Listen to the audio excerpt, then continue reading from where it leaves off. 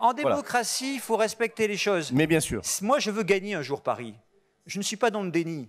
Si je dis Madame Hidalgo, elle a faux sur tout, et que les gens qui ont voté pour elle n'ont rien compris, on ne gagnera jamais Paris, puisque le but d'une élection, c'est de convaincre celles et ceux qui n'ont pas voté pour vous de le faire un jour.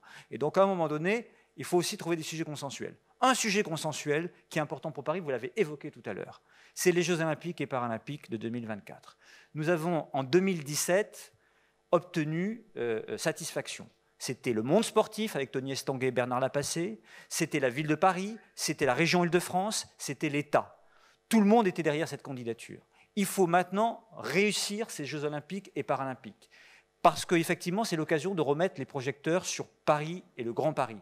De faire la démonstration qu'au-delà de l'aspect sportif et de l'héritage sur l'aspect sportif, c'est un héritage pour le Grand Paris, pour son attractivité, pour mettre en avant nos entreprises, pour mettre en avant nos savoir-faire, pour mettre en avant, si possible, mais là, en revanche, vous l'avez vu tout à l'heure, j'ai quelques doutes, la manière dont on vit. C'est la raison pour laquelle je suis malheureusement très critique sur sa gestion, parce que je pense que cette gestion et cette dégradation de la vie quotidienne est un frein aussi à la réussite de. Il faudra que les 7000 chantiers soient terminés. Voilà. Et, non, mais le problème des 7000 chantiers, c'est qu'ils s'enchaînent les uns derrière les autres. Dès qu'il y en a un qui finit, il y en a un autre qui commence, par les raisons que j'ai évoquées tout à l'heure.